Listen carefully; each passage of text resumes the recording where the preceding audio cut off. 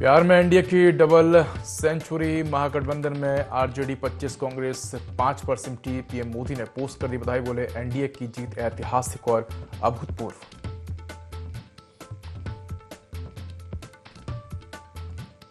वृद्धावस्था पेंशन को लेकर योगी सरकार का अहम फैसला, बुजुर्गों का होगा ऑनलाइन सत्यापन, कैबिनेट ने दी हरी झंडी।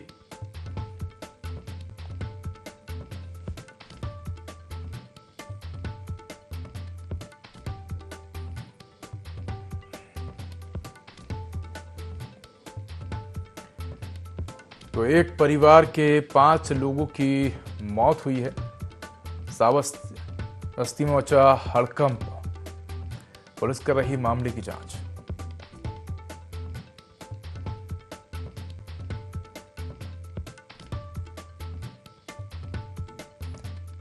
सोनभद्र को विकास की सौगात देंगे सीएम योगी आदित्यनाथ। बिरसा मुंडा जयंती पर आयोजित जनजातीय गौरव दिवस कार्यक्रम में होंगे शामिल, करोड़ों के विकास कार्यों की देंगे सौगात।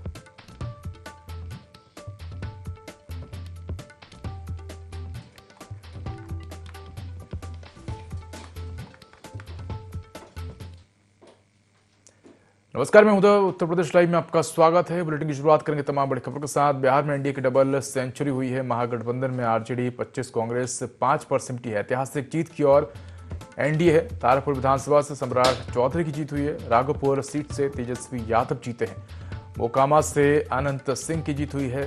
केसरिया सीट से शालिनी मिश्रा जीती हैं। दरभंगा से बीजेपी के संजय सरावगी जीते हैं। बेहपुर से शैलेंद्र कुमार की जीत हुई है। एकमा से बीजेपी के मनोरंजन सिंह जीते हैं। बेतिया से रेणु देवी जीती हैं। बांकीपुर सीट से बीजेपी के नितिन नवीन जीते हैं। लोरिया से बीजेपी के विनय बिहारी जीते हैं। गया टाउन से बीजेपी के प्रेम कुमार जीते हैं। बिहार की प्रचंड जीत पर पीएम मोदी ने भी एक्स पर पोस्ट किया है। एनडीए की जीत को ऐतिहासिक और अभूतपूर्व बताया है। कहा कि सुशासन और विकास की जीत हुई है। बिहार के विकास के लिए बढ़ चढ़कर काम करेंगे। सामाजिक न्याय, जन कल्याण की भावना की जीत हुई है। तो बिहार में एनडीए की डबल सेंचुरी हुई है। बिहार में 201 सीटें एनडीए की आई हैं। साथ ही बता दें कि बीजेपी की 89, जेडीयू की 84, आरएलएम की 4। इसके साथ ही आरजेडी की 25, कांग्रेस की लगभग 6 सीटें और आईआईपी की 1 सीटें आती हुई नजर आ रही। महागठबंधन की कुल 36 सीटें आती हुई नजर आ रही। एनडीए की 201 सीटें, यानी कि करीब 79 सीटों की यहां पर बढ़त है। तो 243 में से 201 सीटें एनडीए के खाते में आती हुई नजर आई हैं।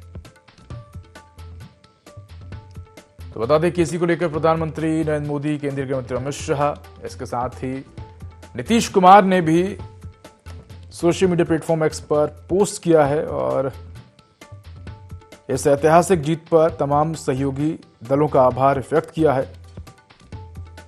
तो नीतीश कुमार ने पोस्ट करते हुए लिखा कि बिहार विधानसभा चुनाव 2025 में राज्यवासियों ने हमें भारी बहुमत देकर हमारी सरकार के प्रति विश्वास जताया है। इसके लिए राज्य के सभी सम्मानित मतदाताओं को मेरा नमन, हृदय से आभार एवं धन्यवाद। आदरणीय प्रधानमंत्री श्री नरेंद्र मोदी जी को उनसे मिले सहयोग के लिए उनका नमन करते हुए हृदय से आभार एवं धन्यवाद। एनडीए गठबंधन ने इस चुनाव में पूरी एकजुटता दिखाते हुए भारी बहुमत हासिल किया है। इस भारी जीत के लिए एनडीए गठबंधन के सभी साथियों, चिराग पासवान जी, जीतन राम मांझी जी और श्री उपेंद्र कुशवाहा जी को धन्यवाद एवं आभार। आप सबके सहयोग से बिहार और आगे बढ़ेगा और बिहार देश के सबसे ज्यादा विकसित राज्यों की श्रेणी में शामिल होगा।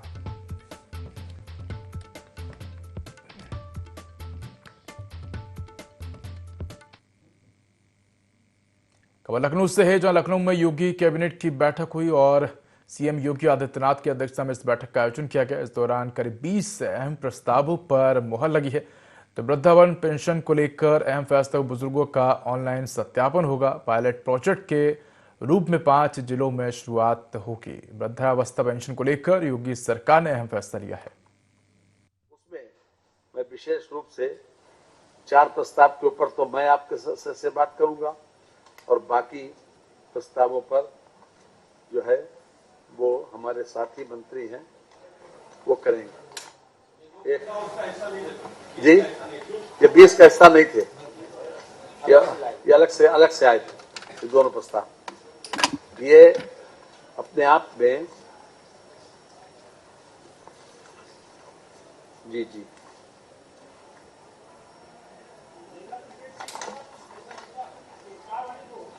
हाँ जी,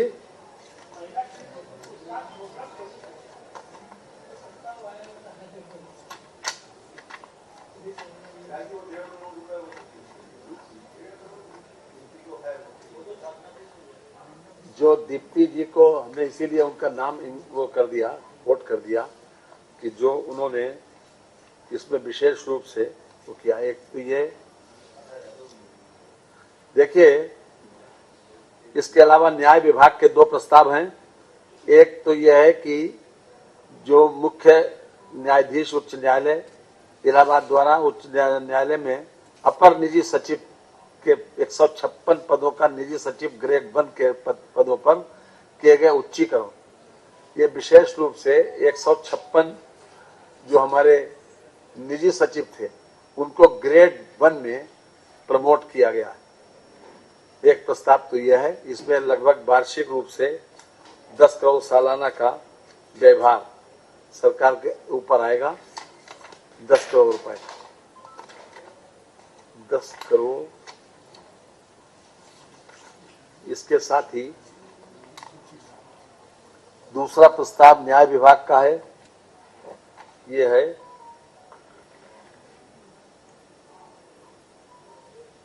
अभी तक जो न्यायिक सेवा तथा उच्चतर न्यायिक सेवा के अधिकारियों को कार क्रय करने के लिए जो शर्तें थी उसमें और उसको बढ़ाया गया है। मिसाल के तौर पर पहले 8 लाख रुपया था, अब 10 लाख रुपए तक उनको मिल सकता है और 10 लाख रुपया या कार जो भी कम हो और 5% ब्याज के ऊपर उनको ये अनुमन्य किया गया है। हमारे न्यायिक सेवा के उत्तर प्रदेश राज्य के न्यायिक सेवा उच्चतर न्यायिक सेवा के अधिकारियों को ये सुविधा दी जा रही है। इसके अलावा हमारे, अच्छा आप तो हैं वो वाला फैमिली आईडी वाले, हाँ तो उसके बाद आप बता देना उसके बाद।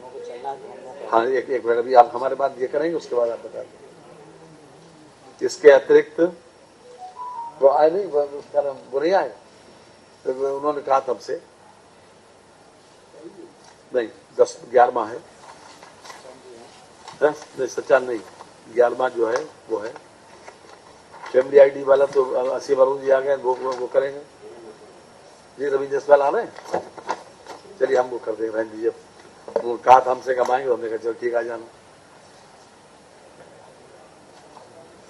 अभी तक जो किराए का अभी तक रजिस्ट्री का प्रोविजन था उसमें स्टाम्प ड्यूटी रेट ज्यादा था, अब उसको एक तरीके से रिवीजन किया गया है और उसमें काफी छूट पहुंचाई गई। रजिस्ट्रीकरण अधिनियम 1908 की धारा 17 व 18 के प्रावधानों के अधीन 1 वर्ष की अवधि की अचल संपत्ति की किराएदारी संबंधी विलेख का रजिस्ट्रीकरण अनिवार्य नहीं है, ऐच्छिक है।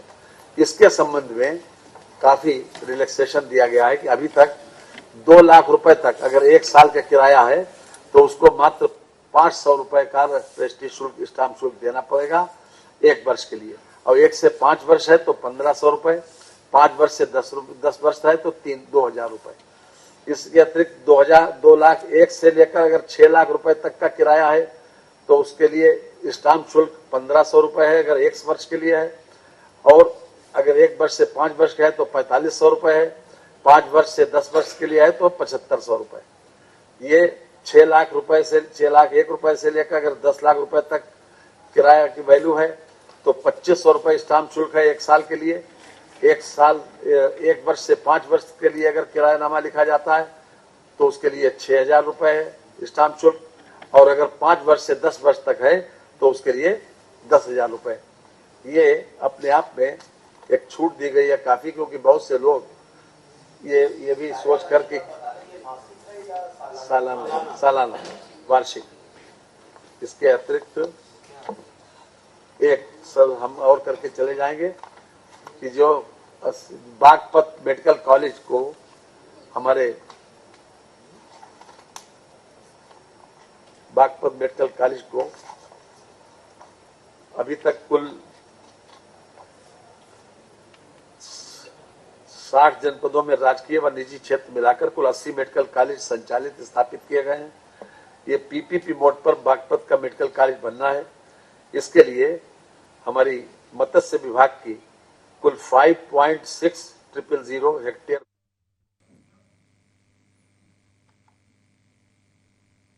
सीएम योगी आदित्यनाथ 15 नवंबर को सोनभद्र दौरे पर रहेंगे, जहां वे भगवान बिरसा मुंडा की 150वीं जयंती पर आयोजित जनजाति गौरव दिवस कार्यक्रम में शामिल होंगे। चौपन ब्लॉक के रेलवे मैदान में आयोजित होने वाले इस कार्यक्रम में मुख्यमंत्री जनजातीय समुदाय को संबोधित करेंगे। जिला प्रशासन कार्यक्रम की तैयारियों में युद्ध स्तर पर जुटा है और सुरक्षा व्यवस्था के लिए विस्तृत ड्यूटी चार्ट जारी कर दिया गया है। इस दौरे को बेहद ही महत्वपूर्ण माना जा रहा है, क्योंकि मुख्यमंत्री लगभग 700 करोड़ से अधिक की परियोजना को लोकार्पण और शिलान्यास करेंगे।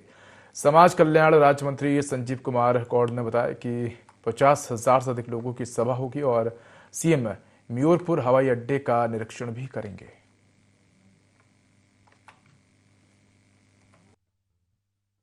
पंद्रह नवंबर को जनजातीय गौरव दिवस और भगवान बिरसा मुंडा जी के जन्म जयंती पर हमारे प्रदेश के यशस्वी माननीय मुख्यमंत्री जी का आगमन हो रहा है और उसके साथ साथ हमारे जनपद सोनभद्र में जितने भी विकास कार्य हुए हैं उसका शिलान्यास और लोकार्पण भी होना है। तमाम ऐसे जो है कि हमारे जनपद सोनभद्र में और विशेष अलग से भी माननीय मुख्यमंत्री जी घोषणा करेंगे और लगभग 50,000 की यहाँ पर जनसभा में लोगों की आने की संभावना है। उद्घाटन शिलान्यास का लगभग 700 करोड़ रुपए का है। बड़ी खबर उन्नाव से है, जहां बिहार में एनडीए की जीत पर उन्नाव में जश्न। बीजेपी कार्यकर्ताओं ने मनाया जीत का जश्न। जिलाध्यक्ष अनुराग सिंह रहे मौजूद, विधायक पंकज गुप्ता भी इस दौरान मौजूद रहे हैं। राहगीरों को लड्डू खिलाकर भाजपा की बड़ी जीत का जश्न मनाया है। तो उन्नाव में एनडीए की जीत पर हर तरफ जश्न का माहौल देखने को मिला है। बिहार की जीत से एक बार फिर भाजपा उत्साहित है। बड़े चौराहे खंडेश्वर पर महादेव मंदिर के बाहर ढोल के साथ जश्न मनाया है। तो बड़ी खबर आपको उन्नाव से बता रहे हैं, जहां बिहार में एनडीए की जीत पर उन्नाव में जश्न का माहौल देखने को मिला है। बीजेपी कार्यकर्ताओं ने जीत का जश्न मनाया। तो जिलाध्यक्ष अनुराग सिंह मौजूद रहे, साथ ही विधायक पंकज गुप्ता मौजूद रहे। राहगीरों को लड्डू खिलाकर भाजपा की बड़ी जीत का जश्न मनाया। तो उन्नाव में एनडीए की जीत पर हर तरफ जश्न का माहौल नजर आया। बिहार की जीत से एक बार फिर भाजपा उत्साहित है। बड़े चौराहे खंडेश्वर पर महादेव मंदिर के बाहर ढोल के साथ जश्न मनाया है।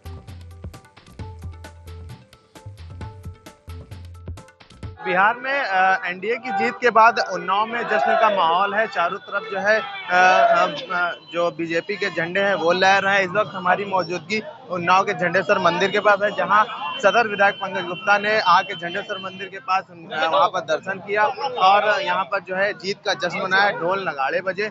इस वक्त बातचीत करने के लिए हमारे साथ सदर विधायक हैं, उनसे हम बातचीत करेंगे, जानेंगे क्या है। जी, आज जीत हुई है बिहार में एनडीए की, क्या कुछ कहें? देखिए, सबसे पहले देश की जनता को, विशेषकर बिहार की जनता को मैं हृदय से बहुत बहुत बधाई शुभकामनाएं देता हूं। बिहार की जनता ने समक्ष और समूचे विपक्ष को ये दर्शाने का काम किया है कि अब देश की जनता विपक्ष के एजेंडे को, चाहे वो आरक्षण का हो, चाहे वो जाति समाज को बांटने का हो, उसको नकारने का काम किया है। सिर्फ विकास और सुशासन के मार्ग पर चलने वाली भारतीय जनता पार्टी और एनडीए के गठबंधन को समर्थन देकर अपनी मंशा जताने का काम किया है। निश्चित रूप से भारतीय जनता पार्टी का कार्यकर्ता 24 घंटे 365 दिन जनता के बीच में जनता की सेवा करने वाला कार्यकर्ता है। प्रधानमंत्री मोदी और योगी जी के नेतृत्व में जो लगातार विकास की योजनाएं चलाई जा रही हैं, जो जन जन तक प्रधानमंत्री मोदी जी के तमाम योजनाएं पहुंचने का काम करें, उसका परिणाम बिहार की जीत है। मैं पुनः बिहार की जनता को हृदय से बहुत बहुत बधाई देता हूं। विपक्ष कह रहा है कि ईवीएम में खेला हुआ है, क्या कहें? सुबह तक की कहीं पर भी ऐसे आरोप दिखाई नहीं दे रहे थे। काउंटिंग के पश्चात या काउंटिंग के दौरान इस प्रकार के आरोप लगना शुरू हो गए। मुझे लगता है विपक्ष पहले ईवीएम का आरोप लगा रहा था, फिर एसआईआर पे आरोप लगा रहा था। हारने वाला निश्चित रूप से इस प्रकार के पीड़ादायक बयान देता है, इसका कोई प्रभाव पड़ने वाला नहीं। जनता ने पूरी तरीके से विपक्ष को नकार दिया है। तो ये थे हमारे साथ सदर विधायक पंकज गुप्ता, जिन्होंने बताया कि एनडीए ने भारी जीत हासिल की है और जो है जो विपक्ष है, जो ईवीएम के दावा कर रहा है कि ईवीएम मशीन में खेला हुआ है, उसको जो है नकारा है। जब जब काउंटिंग शुरू होती है तो विपक्ष ऐसे दावे करता है। उन्नाव से आईएनडीए के लिए मेरा। उत्तर प्रदेश की महुआ में अजनर थाना क्षेत्र के महुआ बांध गांव की एक पीड़ित महिला के बैंक के खाते से जालसाजों ने किसान दुर्घटना बीमा की 4 लाख रुपए की राहत राशि में से 3,10,000 रुपए उड़ा लिए।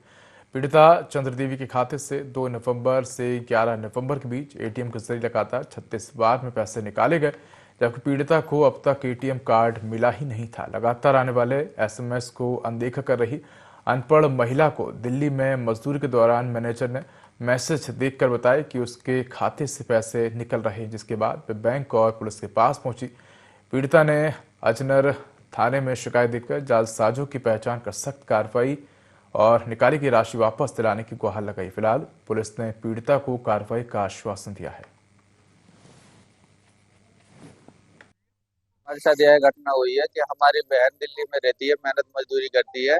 उनके ससुर जी खत्म हो गए थे, तो सरकार द्वारा 4 लाख रुपए उनके बैंक में आए हैं और एटीएम भी अप्लाई किया था, तो आज तक हमको ना ही एटीएम मिला है और एटीएम के द्वारा पैसे निकाले जा रहे हैं।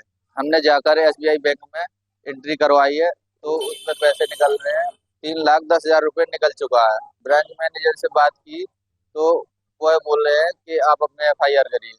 हमने जाकर के थाना अजनर में एफआईआर लिख कर दी है, तो वो कह रहे हैं कि हम जानकारी करेंगे। हमारे पैसा निकल गए 3 लाख रुपए। हमने जहाँ राज मजदूरी काम करते हैं उधर से जानकारी ली, उन्हीं ने मुंशी ने हमें बताया कि तुम्हारे पैसा निकल चुके 3,10,000 रुपए निकल चुके। हमने शिकायत करी है अजनर थाने शिकायत कर, थाने साहब ये बोले कि हम जांच करेंगे फिर बताएंगे, हम हमारे पैसा हमें दिलवा। एटा के नवागत अपर पुलिस अधीक्षक श्वेता पांडे ने कार्यभार संभालते ही कानून व्यवस्था को मजबूत करने की दिशा में सख्ती दिखानी शुरू कर दी। उन्होंने कहा कि पीड़ित की हर संभव सहायता करना पुलिस का मूल उद्देश्य है। पदभार ग्रहण करते ही उन्होंने जनसुनवाई को प्राथमिकता देते हुए पीड़ितों की समस्याओं से जुड़े कर्मचारियों को आवश्यक निर्देश दिए। एएसपी ने चेतावनी दी है कि कार्य में लापरवाही बर्दाश्त नहीं की जाएगी और कानून व्यवस्था से खिलवाड़ करने वालों को किसी भी हालत में छूट नहीं मिलेगी।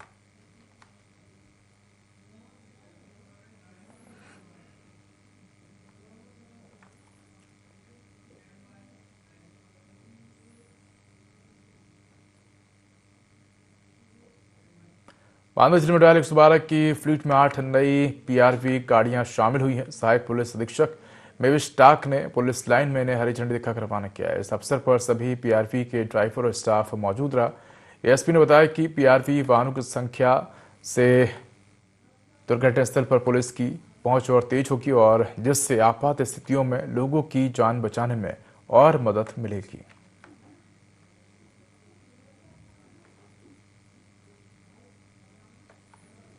मुख्यालय से 112 की 8 नई गाड़ियां आवंटित हुई है जनपद बांदा को। तो आज एडिशनल एसपी सर के कर कमलों द्वारा उन्हें फ्लैग ऑफ किया गया।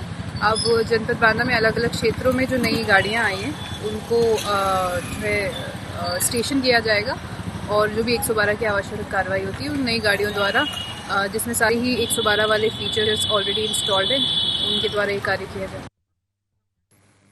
कुशीनगर के तुमकुहीराज थाना क्षेत्र के बहेराबारी गांव में 2 पट्टीदारों के बीच जमीन विवाद ने खूनी संघर्ष का रूप ले लिया। विवाद में युवक की पीट कर हत्या कर दी गई। घटना के बाद गांव में कोहराम मचा हुआ है। पुलिस ने मौके पर शांति व्यवस्था बनाए रखने के लिए सुरक्षा बढ़ा दी है। 3 नामजद आरोपियों को हिरासत में ले लिया है। फिलहाल पुलिस मामले की जांच में जुटी है।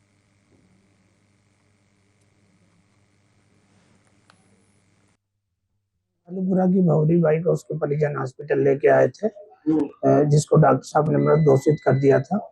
सूचना पर मर्ग कायम किया गया है। मर्ग कायम कर उसका पीएम कराया गया है। जांच जारी है। तो ये अभी पीएम के बाद क्लियर हो पाएगा चोटों का खुलासा क्या है हुआ नहीं है। आज हम घर पे थे दोपहर के 1-2 बजे के लगभग, तब हमारा पड़ोस के हमारी काकी जो लगती है 3 दिन से गाली दे रही थी। वो हम चुपचाप बैठे थे, वो आज भी गाली गलौज कर रही थी। तो गाली गलौज करते करते वो ज़्यादा गाली गलौज करने लगे तो हम भी बोलने लगे। वो गाली गलौज करते करते तो डंडा लेके आए और बौरी बाई को मारने लग गए। वो हम ऊपर से दौड़ के आए तो हमने उनको उठाया, अंदर ले गए, पानी वानी पिलाया, लेकिन वो तो बेहोश हो गई। तो उसको गाड़ी में पटक कर सरकारी अस्पताल लाए खिलचीपुर, और यार डॉक्टर साहब ने बताया कि शांत हो गई। तो बता दें कि पीट पर कर युवक की हत्या का मामला सामने है। जमीन विवाद को लेकर युवक की हत्या की गई है। तो पुलिस ने इस पूरे मामले में मामला दर्ज कर 3 आरोपियों को हिरासत में ले लिया है और मामले की जांच की जा रही है। तो तमकुहीराज थाना क्षेत्र का ये मामला है। तो खबर आपको बता रहे हैं कुशीनगर से, जहां जमीन विवाद में युवक की पीट कर हत्या की गई है। पुलिस ने मामला दर्ज कर लिया है और 3 लोगों को हिरासत में लिया है। तो तमकुहीराज थाना क्षेत्र का मामला है।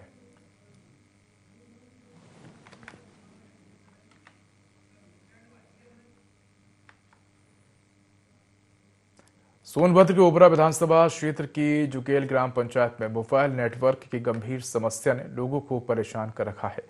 नेटवर्क न होने से एम्बुलेंस से संपर्क, सीएचसी में लेन देन, बच्चों की ऑनलाइन पढ़ाई और अन्य डिजिटल कार्य बुरी तरह प्रभावित हो रहे हैं। ग्रामीणों का कहना है कि बीएसएनएल टावर लगने और अधिकारियों के आश्वासन के बावजूद स्थिति में कोई सुधार नहीं हुआ है। आपात स्थिति में लोगों को नेटवर्क खोजने के लिए पहाड़ियों पर चढ़ना पड़ता है। स्थानीय निवासी लालचंद्र बागी और बिहार निवासी बहादुर शाह आजाद ने बताया कि वे पिछले 10 सालों से इस समस्या से जूझ रहे हैं और इससे प्रशासन की लापरवाही का नतीजा बताया। ग्रामीणों को उम्मीद है कि मुख्यमंत्री योगी आदित्यनाथ के दौरे में जनप्रतिनिधि इस मुद्दे को उनके सामने उठाएंगे। टावर बिल्कुल पकड़ता नहीं, बहुत दिक्कत है। लोग पहाड़ी पर जाकर के जब कोई मुसीबत आती है तो पहाड़ी पे जाके बात करते हैं। टावर बिना बहुत बड़ी दिक्कत है, समस्या। यहाँ के लोगों की इतनी कठिनाई है जिसकी कोई सीमा नहीं है। एक बार जब हम लोग यहाँ घेराव किए थे, टावर नहीं लगा था कि बहुत बड़ी दिक्कत है। कोई अगर बीमार हो गया तो मुसीबत हो जाएगी, किसी से नेटवर्क की सुविधा नहीं मिल पाती है, क्योंकि पहाड़ वहाड़ पर रात में हो गया तो कैसे पहाड़ पे चढ़ेंगे। कोई जंगली जानवर काट लिया जाएंगे तो बहुत दिक्कत होती है। टावर की बहुत बड़ी समस्या। यहाँ के लोगों किस प्रकार से अपनी जिंदगी बिता रहे हैं वही लोग यहाँ के लोग जानते हैं। एडीजी मुता अशोक जैन हरैया कोतवाली पहुंचे, जहां उन्हें गार्ड ऑफ ऑनर दिया गया और उन्होंने थाने का औचक किया, जिसमें एसपी बस्ती अभिनंदन और एडिशनल एसपी श्यामकांत भी मौजूद रहे। एडीजी ने पिंक बूथ सहित थाना परिसर में चल रहे विकास कार्यों और अभिलेखों की जांच की। निरीक्षण के दौरान वे अभिलेख व्यवस्था से संतुष्ट नजर आए।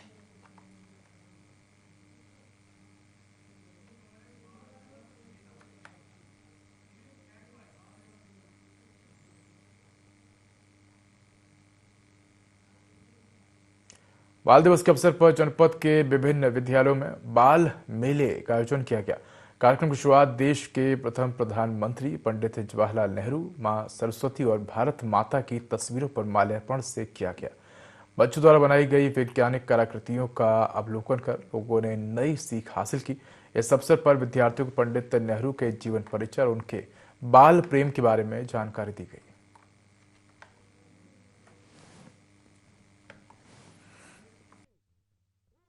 प्रथम प्रधानमंत्री पंडित जवाहरलाल नेहरू के उपलक्ष्य में जन्मदिन के उपलक्ष्य में मनाया जाता है, जो बच्चों से बहुत प्रेम करते थे। और बच्चों के इसी प्रेम प्रतीक में हम लोग उनके इस जन्मदिवस को इस बाल मेले के रूप में बच्चों के लिए समर्पित करते हैं और उन्हीं के लिए ये मनाया जाता है, उन्हीं का जन्मदिवस मनाया जाता है। और वो चाहते थे कि बच्चे हमारे भविष्य के निर्माता भी बने और आगे बढ़ें। तो इनके अंदर जो छुपी प्रतिभाएं हैं उनको विज्ञान प्रदर्शनी के माध्यम से हम लोग प्रदर्शित करते हैं। और कुछ व्यावसायिक वर्ग भी हमारे जो होते हैं वो व्यावसायिक वर्ग में हम बाल मेले के लिए आयोजन करते हैं। पंडित जवाहरलाल नेहरू हमारे देश के प्रथम प्रधानमंत्री थे। आज उनका जन्मदिन भी है। वो बच्चे से बहुत प्रेम करते थे, जैसा कि तभी उनके जन्मदिन को हम चिल्ड्रंस डे के रूप में मनाते हैं, बाल दिवस के रूप में मनाते हैं। और हमारे सर ने भी इतना अच्छा, बच्चों के अंदर एक कुछ हिडन टैलेंट होता है, कुछ गॉड गिफ्टेड होता है। और हमारे सर ने आज चिल्ड्रंस डे पे उनके जन्मदिन पर इतना अच्छा प्रोग्राम किया कि हम अपने टैलेंट को दिखा सकें। तो फिलहाल इस बुलेटिन में इतना ही। खबरों को अधिक अपडेट के लिए देखते रहिए i24। नमस्कार।